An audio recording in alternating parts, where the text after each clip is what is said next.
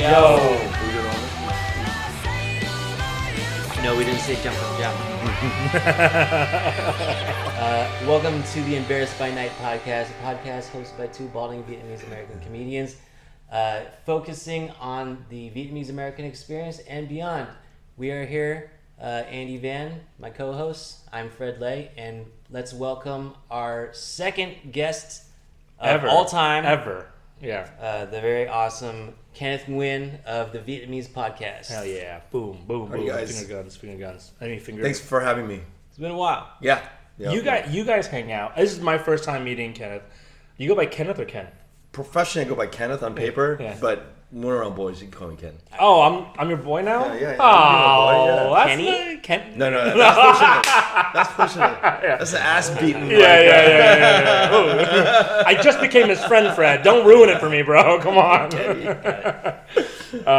So yeah, it's a nice to meet you. I've heard a lot about you. I've listened to your podcast. It's an awesome podcast. I saw some merch today when I was scrolling through it. I was like thinking about like getting the hoodie, the Vietnamese with Kenneth Nguyen. That looks pretty sick. Oh, cool. So Thank you. I'm plugging your merch. That's a good idea, actually, to put your name on merch. Yeah. It is. That's probably a way to do it. But I haven't really fully blown it up yet. Yeah. So I don't know. I don't know if there's a link out there yet, but that hoodie exists. Yeah. Yeah. But yeah, merch is a great way for us to all make money. Yeah, we're slowly learning how to be industrious. We just had this idea and we're trying to put together a good... It's a great idea. I'm still trying to convince Andy to stop feeling badly after every performance. Which is never going to be good enough for my dad. That's all I'm saying. No, but let me ask you, what makes you feel bad? Is it serious or you're... Let me prepare this just so that it's clear. After every Embarrassed by Night, of which we've had 3 so far in 2022, and we're about to have our 4th one. I think that they're great. We almost sell out, if not actually sell out. So 100-seater theaters in 3 different cities so far. And I feel great about them. And then Andy will post up a long Facebook post about how it wasn't very, very good. Not that it wasn't good. It's like it's good, but I know where like the holes are as a producer.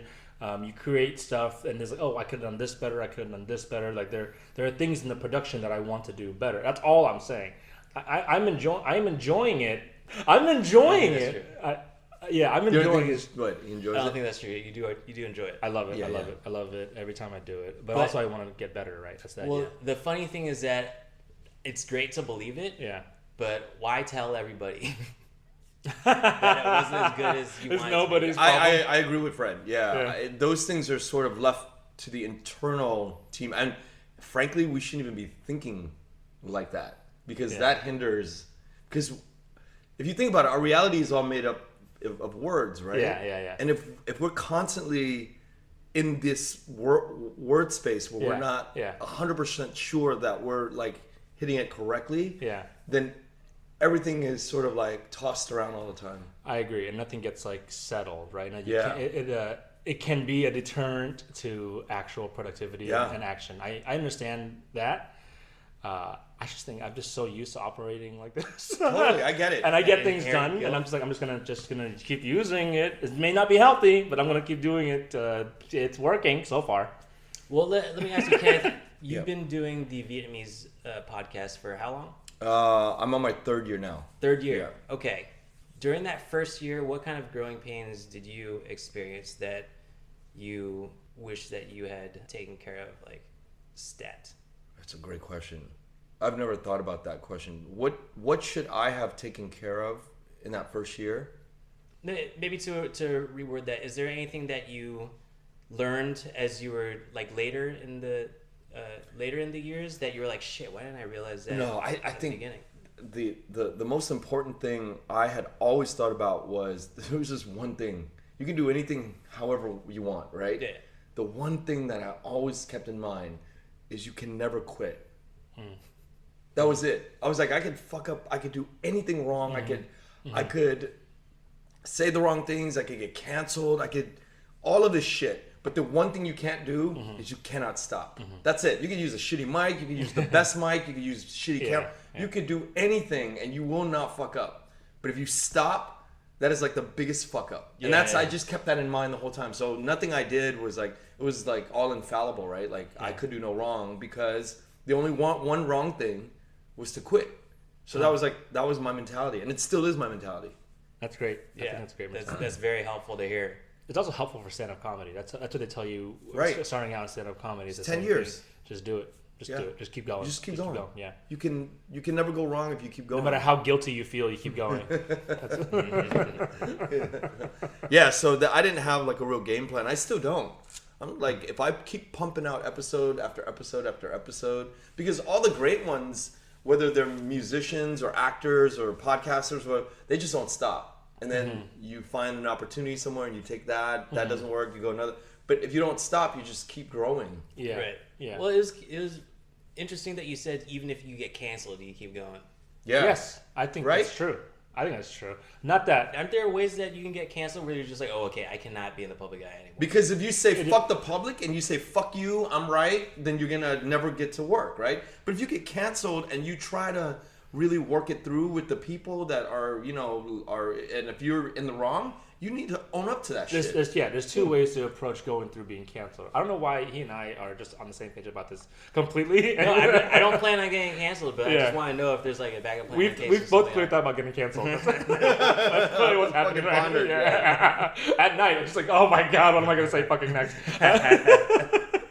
But I've thought about, like, we're sort of at a turning point in quote unquote cancel culture now, where people who have been canceled are coming out of the woodwork. Some of them apologetic, some of them not apologetic, but there's different ways to come out.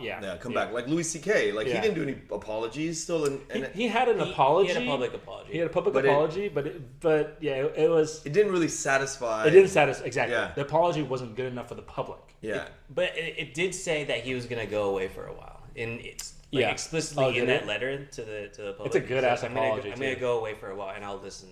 Yeah. And then he did go away, and now he's back, baby. And now he's back, huge, and he's still controversial even in the comedy community. I'm a huge fan of Louis C.K. I think he's good, but I won't buy a ticket to see him now. You'll pirate. I will pirate, and I'll stand in the back of comedy clubs for free. But I'll watch every single fucking one. Yeah. I've heard that Louis C.K. really wants to play Vietnam, which would be an interesting guy to bring. Yeah, he and I have so much in common. It's crazy, I'm just like, happy. What other ways? we're both canceled. We're both got canceled. No, I don't know. We're both Same shape, I was gonna say. Yeah. Oh, every time. So I do this thing, kind of once a month, every year. I don't drink. I don't drink for a whole month. A random month. This year I chose January, and I do this because I'm an alcoholic and I have problems with boundaries, and so. I do it, and then I found throughout the last 3 years, every time I do it, minimum 10 pounds I lose. Sometimes up to 15 pounds. That's all I change. Well, what are you drinking? What kind of alcohol do you know? Any alcohol. Beer and... Yeah. Keep going. Beer, hard liquor. Yeah, I love whiskey. Yeah. The only thing I don't drink is vodka, but wine, I love wine. And vodka is the least calorie, right? Yeah. And all the other stuff is like, especially beer. Yeah. Lost so far about 4 pounds. Damn. Yeah. It's been a week. Yeah, I know. I was pretty heavy. I was 230 pounds. I started dating this girl, and then within like 2 months, it's just ballooned. Really? Yeah. Why is that? Wait, are you still dating her? I'm still dating her, and it's because I don't move during sex. I put her on top. That's the only way I lose. That's a good. I get fat. I don't get a workout. That's a good approach. Yeah, it's good. It's good. It works. Yeah. That's the rigor mortis approach, right? Yeah. Squeeze a nap in there. Yeah. So you go ahead, girl. I'm just gonna. It's efficient. I can do two things at once. But we're always gaining weight when we find ourselves comfortable in a new relationship. Exactly. It's as if I think the impetus to get laid or to find a relationship or whatever your goals are when you're single forced you to be a better person. Yeah. It's true. Yeah, and then I can actually not be a good person and just be myself, be my fat ass self around my girl, and she still likes me. She's gorgeous. I just can't. Yeah, I feel bad for the girls I date. It's because they think they're with one person, and I slowly morph into like Muck, the Pokemon. I was gonna suggest Ditto, but Muck is even grosser. Yeah, Muck is gross. Let's turn back because we really wanted to talk to you because you've been in the game for so much longer. Yes. And on the Vietnamese podcast, you interview a gamut of people. Yeah. A spectrum, in yeah. case I didn't use the word gamut correctly. Yeah. But I was going through like the feed that you guys have and just like the range of people that you talk to. Like, how do you find even interest to talk to somebody who works in the STEM field and then turn around and talk to somebody who's a musician? I mean, that you probably have a diverse range of interest, or do you have a crew that just comes up with questions for you? No. I it's the first one, right? I have a really strong need to know everything.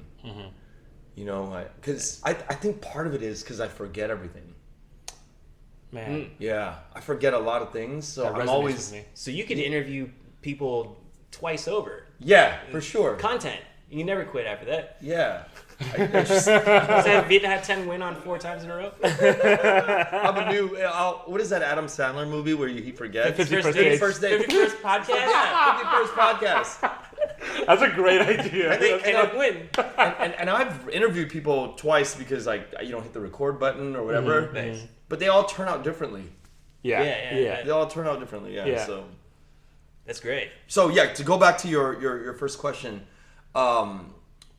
I have almost like ADD going through life, right? Like, yeah, like I don't listen to one type of music. I try to listen to everything because I just I FOMO out on not being here and there. Yeah. So I just have this sort of like this need to know what everybody in the fucking Vietnamese community is doing at all times. Yeah. So that's what drives me. Like Yeah. I need to know what the FBI guy is doing over here. Yeah. I need to know what the NASA person's doing. I need to know what the film directors are doing. I just need to know what everybody's doing. Yeah. That's it. It's just that incessant hunger and greed for information. Yeah. That's Indulgent. great. I like that. I respect and also like relate to that a lot. I love that you use the word greed, though. Instead of like, I feel like some people would use the word like insatiable hunger, like, drive. but the greed. Yeah, for you it's greed. Yeah, it's greed. It's straight. Make me greed. richer, dude. Fill this brain up. Yeah. Yeah, It needs enrich the mind. That's what he's saying. That's what Enrich he the mind. Before I started, I was thinking to myself how cool it would be to just ever like be able to reach into the Vietnamese community at any time and just be able to ask people what they do for a living for an hour and a half, right? That was it. I was like, even if it doesn't even air and nobody sees it, I would just be cool if somebody was just like a conversation. And I can put it away in a capsule and put it somewhere. So Yeah. now it's like, oh, we can do this in podcast form. So this is my thinking 10 years ago, right? Yeah. Like, Yeah. And then all of a sudden, You're just able sort to of manifest it. Yeah. So it's yeah. not about the money. It's not about the views. It's not about any of that shit for me. It's about just purely how many episodes I can get without quitting. Damn. That's right. I'm glad that I asked that question because for comedians, doing a podcast is kind of a different. We have a different goal, and that is I don't know if it's for you, if it's like for you, but for me, it's to get better at being present and speaking clearly and just getting my ideas out succinctly. Yeah. That and then getting cleverness. Yeah. Your wittiness. Yeah. My wittiness. Because it's like a muscle, right? It's like sprinters. You gotta, like when you're doing this, you gotta have the next thing ready to go. But also be able to listen what's going on. So too. you're motivated by also getting better at specific things, and you're motivated by your curiosity. Yeah, I'm driven by curiosity. That's good. And I think that's how, and I'm very competitive too. So I'm like, I'm not gonna let anybody beat my numbers. And then I'm gonna go after Joe Rogan's numbers, right? And I don't mean like viewership numbers. I'm talking about episode numbers. He's almost at 2,000, right? Oh, yeah. Nice. I want to see when he quits, and then I'm just gonna see if I can like beat that. Nice, right? nice. But it's just a game that we play to see how much to push ourselves. Yeah, to see how much we can push ourselves. Yeah. I'm driven by the opportunity to drink on this podcast. Usually, that's what I'm driven by. It's nice to have a drinking buddy. I lose a lot of friends. From drinking. Yeah, I lose a lot of friends. I'm so happy to make a new one. Well, and I'm trying to. I don't know if I want to keep recording during your dry January. Or if we should just resume back in February. No. I'm good. I'm happy. No, I'm happy to be here with even sober. Yeah, I forgot what you look like. This is good. Jeez. No, I think you know what I think. I think you're motivated by the guilt. I probably am. Greed. No. If you did quit, would you feel really guilty? If you quit, or would you feel relief, or would you feel that relief that you've always wanted? I would feel, even if I quit, I feel guilty. Even if I do it, I feel guilty. Is what you're saying, right? Yeah. I think so. So I'm stuck. So I might as well do something. If I'm gonna be guilty anyway, I might as well be productive. That's a good point. That's funny. Did you start during the pandemic, Kenneth? I started thinking about it 5 years ago. So I was in dialogue with like a few producers, my brother. I was like a co-host. So 5 years ago, I was like really ramping up, thinking about it. And then I just remember during the pandemic, all the people were like, "Oh, the kids are using Zoom and it has a record function." I was like, "Wait a minute, this is it. This is if they can do it, I can do it." And that's when I got in. So I don't know when the time-wise. Yeah. That makes sense. So in that process, like you've interviewed, like what we said, a wide range. Do you find yourself, because you do Vietnamese and English as well, right? When somebody can't speak English, then I do them Vietnamese, and then vice versa. That's the most impressive part to me, because I don't speak fluent Vietnamese. Did you get better at Vietnamese for the podcast, or were you always pretty good? I was always decent. But it's definitely sharpened my skills now. I grew up, I was born and raised in the U.S. And I had always been around church. So Vietnamese Catholics were around that. And so we were reading the rosary every night. And then they would do Bible study, my mom and dad, in the living room in Vietnamese. And that's how I got really, really good. Okay. I had the same thing, not good at Vietnamese. So it's a purely, he's a better person than I am. No. How old are you? I'm 33. Okay, so you're like a good almost 15 years younger than me, right? So I believe that parents who got here when they were younger, your parents, they got here a little bit younger. Their English was better and they got lazier. Whereas my parents were like older, right? They're in their 70s now. So when they got here, there's no way that they're going to speak English as well as your mom and dad, right? So they have to speak to me in Vietnamese. So your Vietnamese has to be better just by surviving. Right. With old people, right? Like we both get hit, but you're getting hit in Vietnamese, I'm getting hit in English. It's just a sort of a function of like where they landed on the spectrum. That's exactly right. Like my parents are a little bit younger, and then my parents. Your parents are great at Vietnamese. English. You're English. Both. They're great at English, right? Yeah. But they had an argument when I was a kid. I distinctly remember this, where I was like in second grade and I was probably getting bullied or something. And my parents said they were arguing about whether to speak Vietnamese or English at home. Oh shit! Wow. And then so my dad was like very adamant about maintaining the culture and the language. He's a very intense man. And my mom was like, well, the kid needs to be better at English so he doesn't get bullied. Like, my son needs this. Your son needs this. And she won. So they started speaking English at home. And that's how I learned to speak English. And I became very good at it. Like, that was probably my best subject, actually. Yeah. I had a different... Your parents are... My mom's like 70 something. My parents are... a little bit younger than mine. Yeah. Okay. Had no kind of structure like that in my family. It was just like all Vietnamese. So I think I had like a similar experience with your generation then. Even though we're not... Are you younger?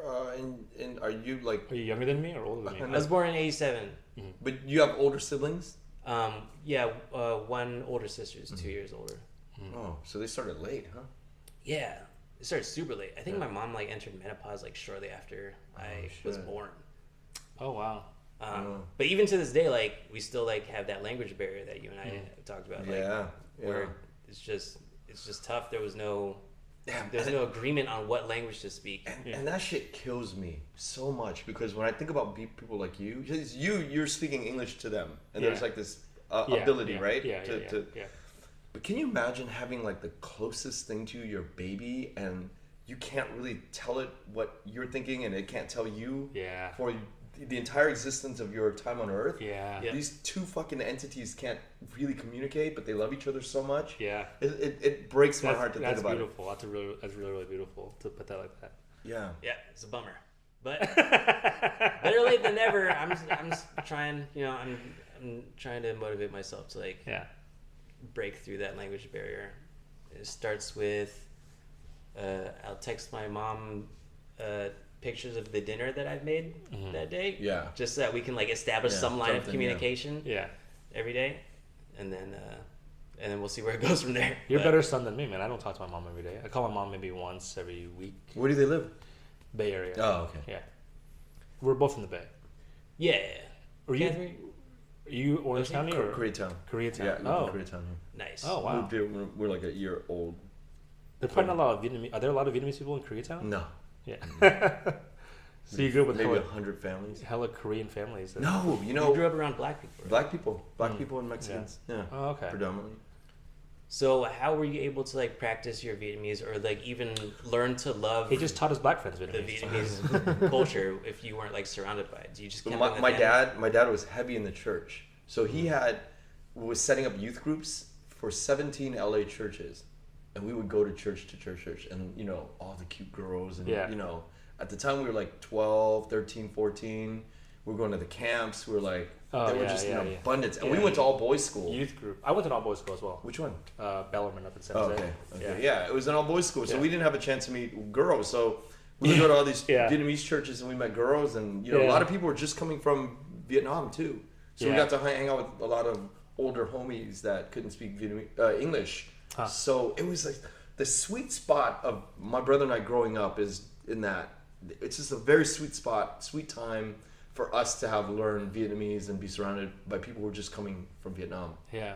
That's a really, like you were doused in the culture. Yeah, still, right? doused in it, yeah. Yeah. I had that similar experience where people were slowly coming over, like my cousins would come over when we were like in elementary school. But it was because I grew up in a white area. And the cousins that came over had zero like experience with American culture or even the English language. So we couldn't hang out with them.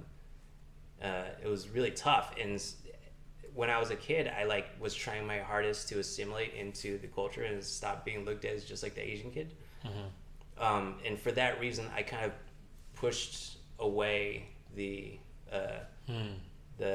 Vietnamese influence from people who just came over. We called them fobs and stuff. Yeah. So derogatory. Yeah. Now I think it's kind of cool To be a fob. to be a fob. Yeah. Is it? Yeah. It's not. Is it? It's like we're reclaiming the word back. we're taking FOB back, bro. It's our word now. But in high school, when I started hanging out with more Vietnamese kids, and they were like hilarious and cool, and they were just like me. Their parents were the parents that came over at the same time as my parents, but we were all like speaking perfect English. Yeah.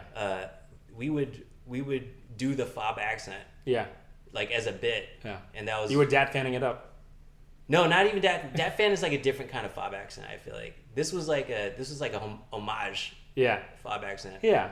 But it's also just like a hilarious. Yeah. It's a sounding. funny. It's It really is funny. Yeah, I mean, I like the accent. I was told always in comedy by my Asian friends, don't do the accent because you're selling out. But it's way more nuanced than that. Yeah, it's totally. way more nuanced. If you're making a room laugh and then you're honoring your parents, it's very different than using the accent as a punchline. Yeah. Right. There's a way to do it. I think Joe Coy rides that line really well with his Filipino accent. If you are telling a story in the voice of your mom, Yeah. then that's fine. But when you go and make fun of like the woman on the street, and you're mimicking her to make that's just cruel. That's Yeah. And I think so. The nuance is in there. Yeah, and we I mean, I don't know about you, but I think about that a lot to ride the line of what's kind of okay, as long as it's funny. Funny always comes first, but to ride content wise, straddle that line is it's a fun line to ride. I think that's what it is. Yeah, you know, I'm gonna say this, and I hope it doesn't offend the two of you, okay? Mm-hmm. But I had always thought, because I talked to Fred about this, you know, I don't have a memory for it, but if I ever went into comedy, I think for me, I would entirely stay away from like cultural jokes. Is that possible? How dare you? How fucking dare you? Right? And here's why. I think like if we talked about, and I don't know what that is, but for me, every time I see, and I don't know why I'm saying this, but with two comedians, but when I see white people talking or comedians, they don't really, they have no cultural color, right? But when you see Asian guys go on, they have to talk about something about their culture. Yeah. I understand where you're coming from, and I definitely, there's a part of me when I first started doing comedy to just be like, no Asian jokes, right? No Asian jokes at all. And I think it's okay if you're a comedian, if that's how you feel. Yeah. You should absolutely do that. Yeah, yeah. Like there are a lot of Asian comedians who almost do they do zero culture, and they're great. They're great comedians. And then there are comedians who lean on it. Lean on it, and it's too much. Yeah. So like there's a balance for everything. Like we were talking about earlier, I think there are certain comics, especially they overuse the accent, that can get kind of like cringy. But what I found about comedy is that ultimately it has to come from the truth of the person. Right. So I would be ignoring a part of my Vietnamese culture if I didn't. Yeah. And I think that's the greater sin. Yeah. I can see that. It also really depends on what your audience is. Yeah. Andy and I, well, when I'm being disciplined, we'll go out and do open mics in Los Angeles. and he hates doing open mics. Okay. The open mic experience is totally different because you're doing comedy for other comics. Mm-hmm. And so if you're doing like, I'm not going to do the same stuff that I did in like Boise, Idaho. Yeah. In front of LA comics because LA comics have a certain, they're numbed to a certain kind of shtick. So if they hear they know like the folly of Dat Fan. Yeah. You know, who overdid the Asian accent so much that he became mocked. Yeah. Among other stand-up comics. Yeah. He's like, I mean, it's what they say. It's not mostly non-Vietnamese comics, non-Asian comics. Asian comics don't really talk shit about each other, but white comics and black comics will talk shit about each other. Asian comics aren't very gossipy, that's what I found. Is that true? I've hung out with you. On camera, we're not very gossipy. On camera, Fred. Let's talk about Dat Fan. Yeah. Let's gossip about Dat I think Fan. we should. Yeah. I think we should. Yeah. Let's talk about him. He was a hero of mine. Yeah, of all of ours. Yeah. Of all of ours. In 03? Yeah. But we have to examine ourselves and be like, why was he a hero for us when he was making fun of our... There was no one else. There was no one else. Like, you're gonna toss the first one up there. Yeah. Fuck it. I don't care how well he does. Get him up there. And he was good. Like, he had pacing down. He understood pacing. He understood how to like build up tension, release tension. So he was like a good comic, but he just relied too much on that shtick. And then once you hear him do like 30 minutes, you go like, oh, he doesn't really have a lot of self-awareness. Yeah. Wow. Or you. Here's what I think is that it's one shtick, and it has been very difficult for him to deviate from that. So if we saw more, he would probably get more opportunities. Now I've seen him live. I've seen him live after feeling a certain way about him, like. I was like, okay, I'm over Dat Fan. And I saw him live in San Diego in like 2016. And I just moved there. It was before I did comedy. And he murdered. Really? He fucking murdered. That's 16? A big word, bro. Yeah. You said murdered. He murdered. I mean, it was the first time I hadn't been in comedy a lot at the time, but that was the first time I really felt like a room was like 100% on the comic side. And that's just to give context, that's the year that Trump was running for president. Yeah, that's recent. It's not recent. It's recent. Yeah. It's recent. Yeah. So he murdered. Now I saw him again in L.A. just coincidentally at a friend of mine was doing a show, and Dat Fan does these showcases for newer comedians. I showed up.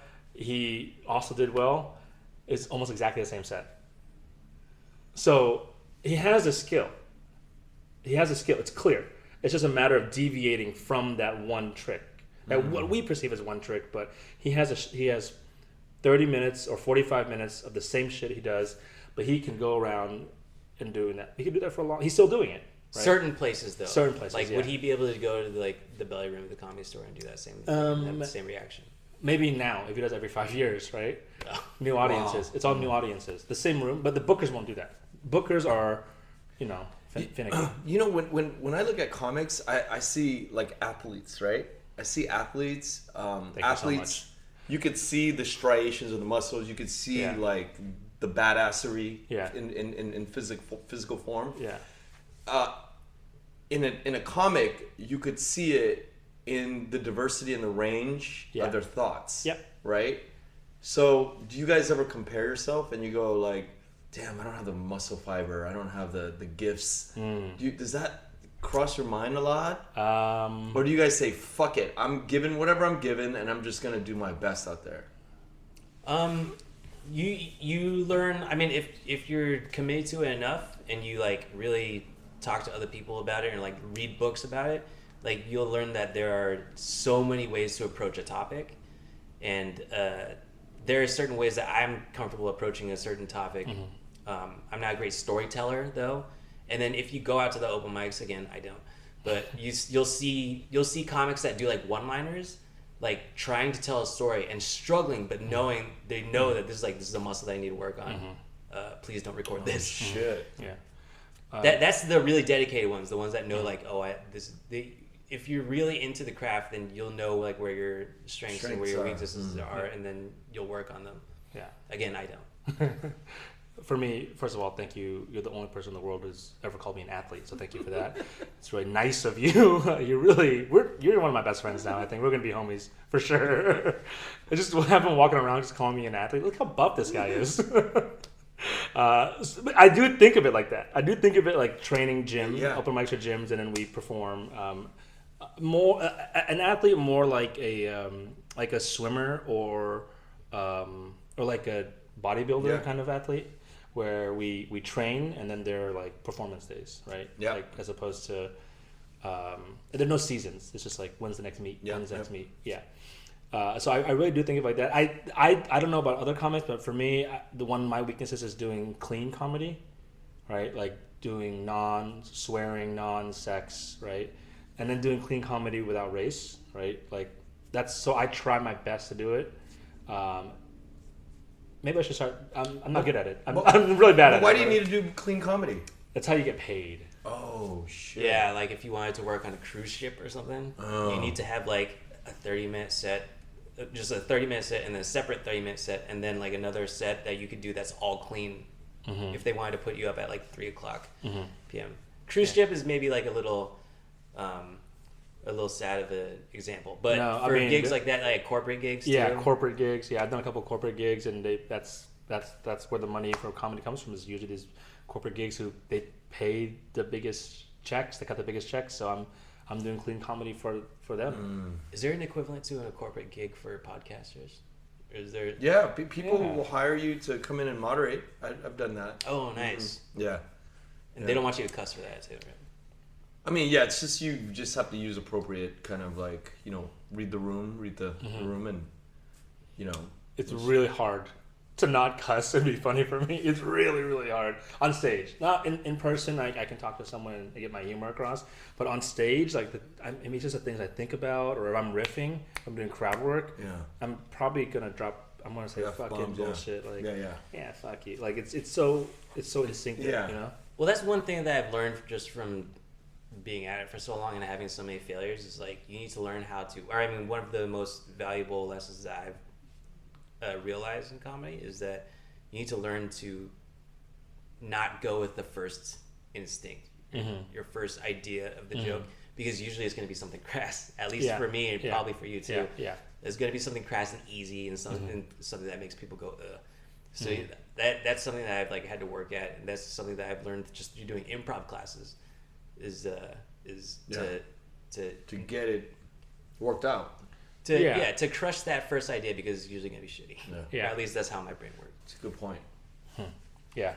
So that's good question. Who are we interviewing? Is he interviewing us? The fuck? Yeah, I brought him in to interview us. What the fuck, bro? I did not expect to fucking reflect today, bro. God damn. What the fuck, bro? You're our guest, bitch. You're telling me about you, motherfucker. How dare you come into my house and interview me? How dare you? This is great. So I was looking at the origins of the Vietnamese podcast. Yeah. And sorry, what year was it? 2020. 2020. Yeah. And I think you have on your Instagram stories that you started off when you had a physical accident. Yeah. Right? Yeah. So I had started like 2020, probably around like September, October, putting it together and then recording like 20 episodes. And so that was like September, October. And then in January, I went hiking in the Altadena Hills with two of my friends, and it was like 6 a.m. I was like walking backwards up because it was just walk backwards. We're both Boy Scouts, we know. Yeah. My leg got caught up in a ditch, shit. and then I fell. The weight of my body cracked Ooh. this part right here, tibia, and I was in bed for 8 weeks. But I was like, this is fucking crazy because I'd already released 10 episodes, had 10 more like ready to go to edit, and I stayed in bed for 8 weeks to edit. Yeah. And I was like reaching out to all my celebrity friends and I just went nuts for 8 weeks. Yeah. Nothing else to do. And nothing else to do. And up to that point, I was always worried about like, how would my businesses survive and how would my assistants and my factory managers and all that. But they all handled it. And so I was like, at that point, I was like, I'm out. I'm not working ever again. I'm just going to be podcasting. Wow. But the businesses have been suffering. So the businesses have been suffering. Dude, you But just they're have still alive. But I don't think it's inspirational story. Yeah. Inspirational story, and then you end it with, it's been bad. I wouldn't recommend it. Yeah, I mean, but I can't. I bring that up because I couldn't control it, right? Yes, For yes, 8 yeah, weeks, yeah. you're in bed. I can control it. Of course. Yeah. But another thing is it the recession and inflation that's really killing all the businesses? You know, or is it me? I think about that all the time. Is it me not being there? You know. I'm sure that you are a positive asset to whatever business you are helping out. Like, so it doesn't help that it's like you and the inflation, so it exacerbates the situation, right? Totally. But secretly, when you leave, you're going to say it was him. It's his fault. Exactly. Yeah, you can only blame the president. But see, now the key question is always is, so what do? You go back to work and you quit the podcast, or you just fucking keep going and you just go deeper, Double down. Yeah. That's the thing, and I think that's what separates like the guy who stops at like episode 80 versus the guy who's at 2,000 episodes, right? It's just that no fear. I'm never gonna stop. Yeah. And do you like think about that time in the bed and just like tap into that feeling of motivation, Yeah. every once in a while? Yeah, because I view that 8 weeks as a sign from God. Do you guys know St. Paul in the Bible? Yeah, he was Saul in the New first. Testament. Yeah, and then he was on his road to Damascus, right? And he gets hit by lightning and he falls off the horse and he has a conversion back into, instead of persecuting Christians, he's like, so that was my like road to Damascus, falling off that was me falling off my horse. You were persecuting Christians, bro? That's crazy. Totally persecuting Vietnamese people for my whole life. I was like, no, and now I'm you're sure pretty chill with him. But that's great. So you use this as kind of a sign from God Yeah. in this time. Did you realize that at that time too, or did right you... when I broke my leg, I knew this was gonna be like I'm going all in podcasts. There's no turning back. Yeah. Wow, Yeah. that's awesome, man. That's really, really cool. That was how Action Bronson decided to become a rapper. Really? Yeah, he was a chef at the time. He was carrying a big tray of food, and he slipped and snapped his ankle. And during that recovery process, he was like, "What am I doing?" Wow. And then just went into rap like full steam. So There's I think it's the leg There's injury. a lot of that. There's a lot of power in the leg injury. Yeah, There really is. There really is, man. Because he can't do shit. Saint Ignatius too, right? When Yeah. he founded the Jesuits. I don't know if you're not Catholic. No, but go on. Yeah, sorry. This is not. It feels like Harry Potter. Is what Basically, it is. Yeah, but Saint Ignatius, when he was injured, he was reading about he just kept reading, and then he went on to found the Jesuit order in the Catholic Church, which is one of the largest. The Pope now is a Jesuit it's a type of priest. But anyways, I went to Jesuit high school. Oh, okay. Sorry. Yeah. It's an order of men. Yeah. In the Catholic, like the Franciscans or Dominicans. And, Yeah. Types of priests. I wanted to be a priest growing up. Me too. Yeah. Well, I didn't want to. My mom and dad forced me. My brother. Yeah. Yeah. My parents accepted me. For sure. What kind of priest could you be? There's only one type in the Catholic religion. Can you have a family? No. Or is that past? No. It's celibate. Yeah. Celibate. Yeah. So you're completely celibate. Yeah. I went through a phase where I wanted to be a Buddhist monk. Really? Well, that was just because my parents took us to a Monastery? Buddhist a retreat. Oh, yeah. And I saw how chill they were. And I was like, yeah, I want to be that chill. Nice. But at the time, I didn't realize like what that entailed. Yeah, I just wanted to be. You just want to be chill. I just want to be chill. And now, Are you chill? yeah. Fucking chill, dude. So chill, dude. Why did you want to be a priest? No, I didn't want to be. My mom and dad told really you that you told wanted us. Yeah, and there's prestige in it. Yeah. There's a lot of prestige in Yeah. when you are the mom or dad of a Vietnamese Catholic priest in a Vietnamese community. Yeah. You are like, they call you Yeah. uncle, bako, which means like you're the great grandfather, great grandmother. Yeah. It's an interchangeable word, but they call you ombako. Wow. That's like the highest honor. Yeah. It's like people like that shit, and they get Yeah. invited to places or like. Yeah. It looks like a very appealing lifestyle. It's pretty much a local celebrity. You are a local celebrity. Yeah. Yeah. It's higher than doctor. Yeah. Totally. Higher than doctors. 100%. To be the father of the To priest? be a No, priest. to be a priest. Yeah. To yeah. be a priest is higher than being a doctor in the Vietnamese Catholic community. Yeah. Wow. Yeah. You roll into a place and you own Yeah. the people, You man. get all the bitches. You get- can't do anything. you can't do about it. Can't do You anything. can't do anything about the bitches, But you could. Just I don't know know. that. I don't know if you could, man. You could. No, I mean physically you could, but Yeah, but- in life, he's not saying you actually could. He's saying, but you could. just to have that power, it's possible. Yeah. It's just not legal. Yeah, it's a rough journey, man. Yeah. It's a damn rough journey. All of this religion stuff, man, going through it, I think I had a big problem with it because the way my mom and dad forced it on us in a Yeah. very unhealthy way. Yeah.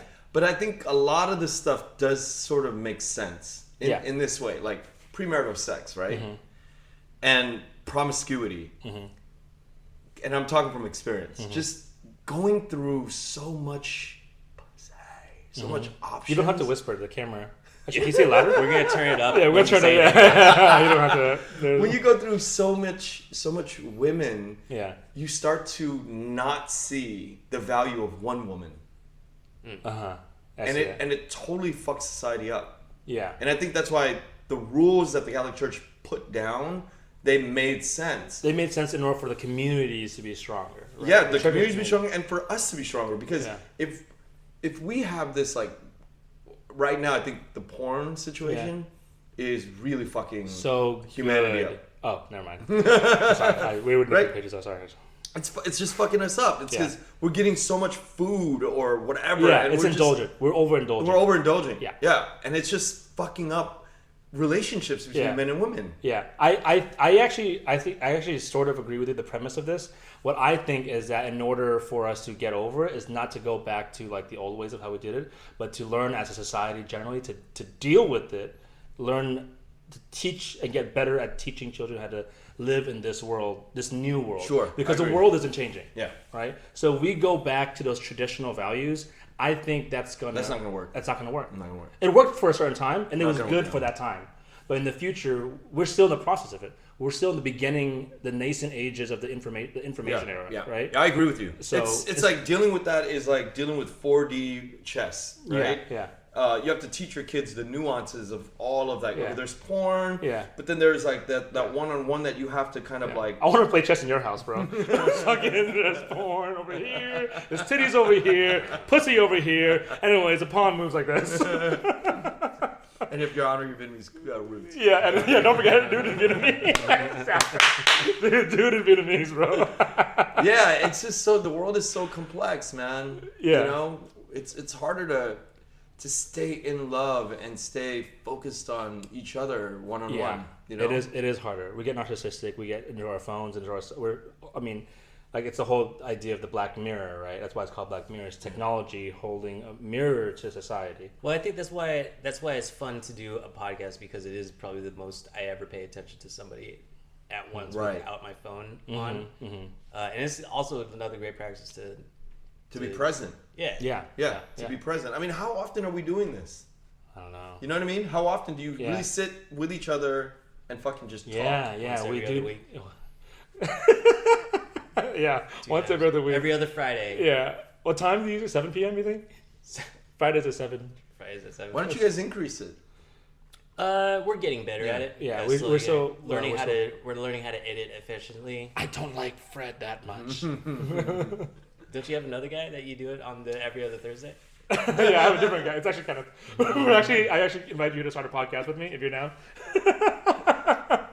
Well, you came out to our last Embarrassed by Night show. Yeah. Thank you so much for that. Yeah, yep. Coming out to the OC. That was Thank you for fucking shouting me out, but in a twisted way. What did yeah, you say? we didn't even know. I forgot. When we did when we did the last Embarrassed by Night, we did a bit about Tejum too, because it was a Tejum Oh, too yeah. show. Remember that?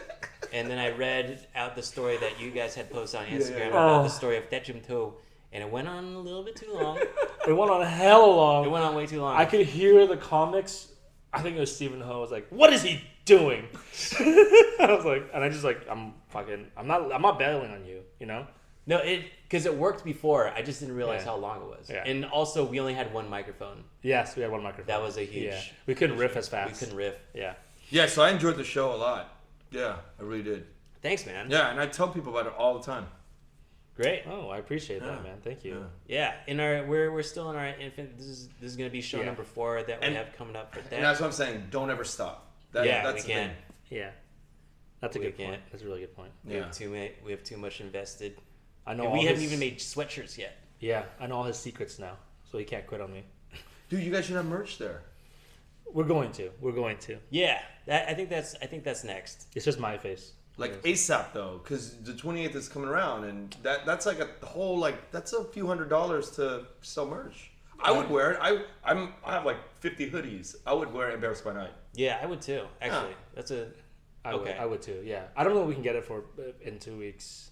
Oh, you can totally get it. We would have to agree on a design, which I think that's the hardest part. Well, I'll just do it behind your back. You guys are We got an LLC, dog. We got to fucking. I need to limit my liabilities, bitch. But yeah, our next show is going to be for that, and we're trying to do a hard push because it's the year of the cat, and not everybody knows that it's the year of the cat. They say rabbit. Yeah. Everything that's Lunar New Year is all rabbit. You can't find a single year of the cat. Do you guys know why?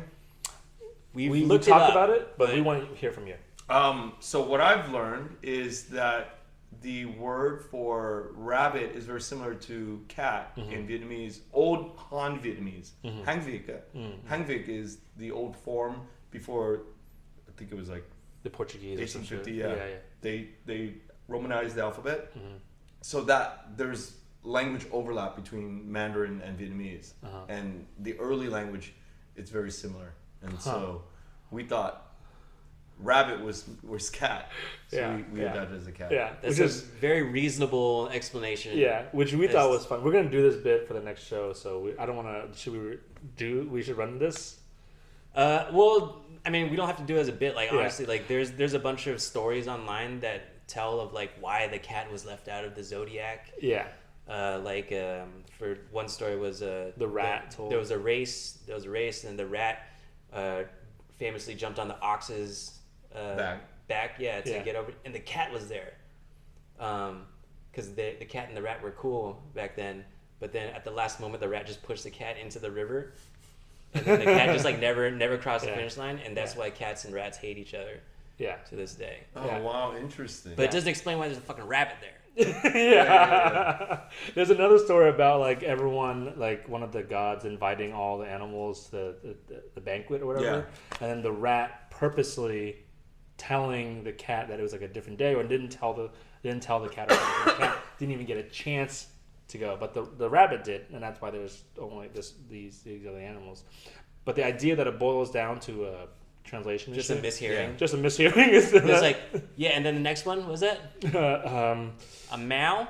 Yeah, it sounds like meow. It's a meow. Yeah, it's a meow. Yeah, I know what a meow is. You sure? Yeah, because I feels like you don't. Next. Okay, all right, I'm moving on. All right, it's a goat. Yeah, all right. But it's just like some people scribing shit and getting it fucked up. Honestly, white people. It could be white people who coming over try to romanize a language and then fucking mishearing and then translating it to cat, and then now we gotta worship the fucking cat instead of like everyone else is doing the rabbit. Hey. I'm the ear of the cat. Oh, he's the ear of the cat. Oh, sorry. This is why it's so important. I didn't mean to make fun of cats. I'm sorry. Yeah. Well, growing up when we would like do a curriculum about the Chinese zodiac or like see Chinese menus, it was never cat, and I was so confused. You have identity crisis. This is worse total than identity crisis. That didn't help me. That didn't help me. So we were battling with whether we were Vietnamese or American growing up. Am I Vietnamese or am I American? He's like, am I a cat or am I a rabbit? Yeah, that was his problem. Oh, what am I? I'm a cat. Now that I'm in my 30s, I've grown to accept that I'm not a rabbit. Not a rabbit. What are you? Cat. I've never thought of myself as a rabbit. Yeah. He's never even questioned it. Yeah, I haven't. But my wife is she's your age, and so she's a Oh, rabbit. she's not But 12 years old. Taiwanese. She's not 12 years older than you. Ooh. Taiwanese rabbit. Yeah. But it's rabbit, yeah. So I've played on the rabbit, term, and then You're we're rabbit rabbits. curious? Yeah, You're rabbit curious. Rabbit curious. Sorry, bunny curious. Bunny curious, Bunny yeah. curious, yeah. Yeah, but no, I'm Ooh, back. dirty. It's dirty, dude. Playing with the enemy, huh? That's good. Not cats. Not cats. You gotta stick together, right? But have you ever thought about getting into the performing arts or anything? Yeah. I wanted to be a singer for many years. Good 5 years, seriously. And then I still fantasize about it now, but But my biggest thing, whether it's performing, acting, singing, is my memory. I don't have a good memory. I told you guys, I forget things. Mm-hmm. You can't perform at Paris by Night with some index cards? No, you can't. They should lower their There's no standards a little bit. teleprompter for Paris by Night? Gotta be a teleprompter for Paris by Night. Yeah, they have for the announcers. But I mean, what singer is sing up a teleprompter? You have to emote. You have to remember the lyrics, right? Yeah. I saw footage of Nas doing headlining a music festival, and he had huge monitors that had all of his. Oh, really? No lyrics. shit. Yeah. Nas? Yeah. Damn, that's Wow. crazy. I didn't know. Nas needed teleprompter. Wow. I can imagine that. It's not easy. Yeah. Yeah, especially if you've amassed so many lyrics. Yeah. But it's crazy, right? Because what we want at the time, because I was in my early 20s, and then what manifests as a result of the training you get that helps you later in your life, it all it all rounds itself out in the end. Yeah. That's how I feel about doing comedy. Yeah. The growth that I'm gaining from just doing comedy and putting on my own shows and learning how to accept bombing even and just working with others and networking with others, I feel like that will translate even if I don't stick with comedy for that long, because my interest in it might be waning a little bit. Yeah. When's the last time you hit an open mic? Ooh, open mic? Man, I haven't done comedy since Embarrassed by Night. What? Yeah, That's crazy, dude. I'm pretty sure that's the last time I Wow. did. And the next time you're gonna do comedy is gonna be? Embarrassed by Night, January 28th. Let's see if I still got it. But yeah, it's great though. Just picking up different things and really getting into them will all pay off. You're right. Yeah. Different ways. Yeah. That's a good point. I sang when I was in high school. Oh wow. I He sang has, acapella. he has this great story about being in the high school play. Fuck, what was it? It wasn't a great story. I was just bragging. Oh, shit, yeah, he's bragging. They named the fucking award after him. Oh wow. He never fucking lets me hear the end of it because they named an award after me in high school, and it's called the Fred Lang Award. Have you got Good any, night now. Have you got any awards in yet? Shut the fuck up. That's bro. big, not, though. That's not big. how it is. That's not how I act. Don't go around telling people that. I think I nailed it. What do you think about my impression of Fred? I don't know. The bird's still out. Oh, that's very diplomatic of you. Fuck you. You're in my house. You interview me. It was a senior year of high school. I got cut from the tennis team, and then I went and did the musical, and that was my first taste of doing Singing. a musical. Well, I had done a cappella before. Yeah. But that was my first taste of doing organized theatrical. How long did you do a cappella for? 2 years. Damn, so you're a good singer then. The high school. He's a pretty good the high singer, school a cappella group. Damn. Bass, nice bass. You're a bass? Nice. Boom, boom, boom, boom, boom. Boom, boom. Yep, like Okay. that. Yeah. All right, that's good. We should start an acapella group of three of us. I'm down. Dude, let's Are you a tenor? I'm a tenor. Nice. We need a tenor. We need it to Right now it's just No, two low basses. tenor, low tenor. I'm a baritone. I'm a baritone. I'm a baritone tenor. I'm a baritone bass. So Okay, we're almost there, Wait, guys. can you sing? I'm not as good as I'm sure. I don't have any vocal training or I wasn't in acapella. I was in choir, church Yeah. choir. Oh, okay. That's a very different. It's a very loose education about singing. Yeah. One of my choir directors was a pedophile, so I learned from the best. Well, we should have you come sing at an Embarrassed by Night because we definitely like having singers on. Can you imagine? That would be. That'd be fucking. We'll do parody a song. duet. Oh my god, that'd be so That'd be an good. awesome cameo if you come out and I'm just down. do a Let's do a song. duet. Yeah. Yeah. Okay. Oh man, you guys get 2 minutes tops, That'd be okay? cool. 2 minutes tops. I can't. Yeah. not my I'll do fucking- 1 minute. You do 1 minute. Two different songs. We use 2 songs into one. This is a Can you nightmare. imagine? We're never gonna make it. Yeah. Well, now I can't stop imagining it because it's really. We had a nice. We had a lady good singer. Sing We some, had a good singer. She sing was some pretty good. Vietnamese language pop music at our San Jose show. It was a nice way to chop up the. Yeah, I'm comedy. totally down. Yeah. I'll bring a guitar or piano. I play both. And Yeah. Dude, yeah, let's talk about it. Ooh. Do some Yeah. shit. But the show will be, regardless of what tricks we pull out of our sleeves. It will be January 28th in San Jose at the Tabard Theater in downtown San Jose. The ticket links are up now. At tabardtheater.org/tickets. Yeah, awesome. Be sure to check out Kenneth's podcast, the Vietnamese podcast. Tell everybody about it. Thank you. It's on Spotify, Apple Podcasts, on YouTube. You can check it out. It's called The Vietnamese with Kenneth Nguyen. Awesome. Not Kenny Nguyen, right? not Kenny, right? What happens if we call you Kenny? Nothing. He's going to kick my ass. He said earlier, off camera, he said he would kick my fucking ass. Yeah. Thank you so much for... Thank you for having me, both of you. Yeah, Appreciate had a it, man. really good time. This has been a blast. Awesome. Yeah. Thank you. All right. Xin chào. Or I don't know what we usually do to end Just this end show. it with the song, bro. Just cut it. End it with the song. Just cut it. Just fucking don't do this. Cut it like now? Yeah. All right.